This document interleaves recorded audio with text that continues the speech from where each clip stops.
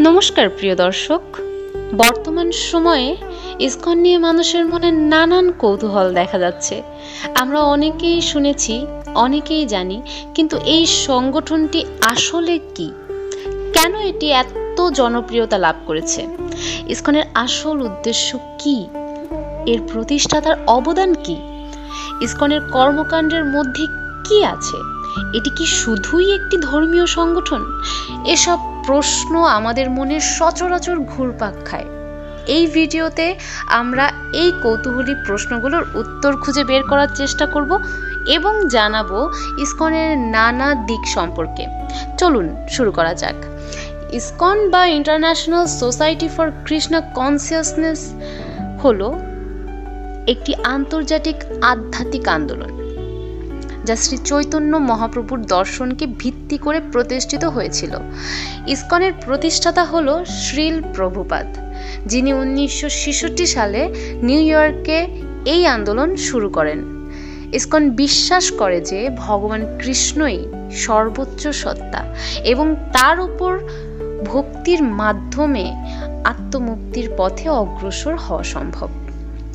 ISKCON বর্তমানে 100টিরও বেশি দেশে ছড়িয়ে ছিটিয়ে রয়েছে এবং এর হাজার হাজার অনুসারী রয়েছে।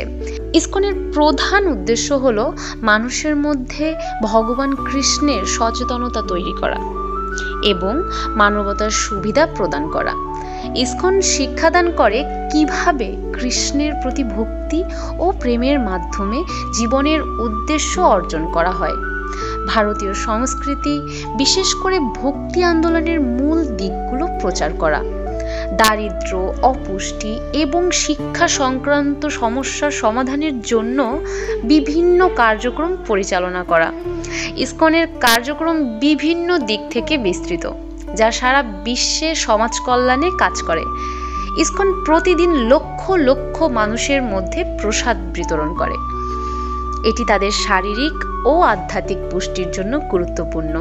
কীর্তন, হোলি, দীপাবলি এবং অন্যান্য উৎসবগুলি অনুষ্ঠিত হয়, যেখানে ভক্তরা একত্রিত হয়ে আনন্দ ভাগাভাগি করে।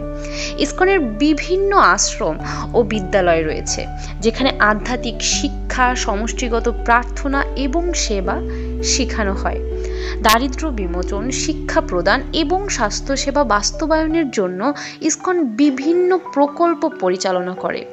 এসব কার্যক্রমের মাধ্যমে ইসকন শুধু ভক্তি ও আধ্যাত্মিকতার প্রচার করে না, বরং এটি মানবতার উন্নতির জন্যও কাজ করে। আশা করি আপনি ভিডিওর মাধ্যমে ইসকন এবং এর কার্যক্রম সম্পর্কে কিছু মূল্যবান তথ্য জানতে পারলেন। ভিডিওটি পছন্দ হলে লাইক করুন, শেয়ার করুন এবং আমাদের চ্যানেলটি সাবস্ক্রাইব করুন। ধন্যবাদ এবং ভগবান আমাদের সকলকে শান্তিতে রাখুন এই কামনাই করছি।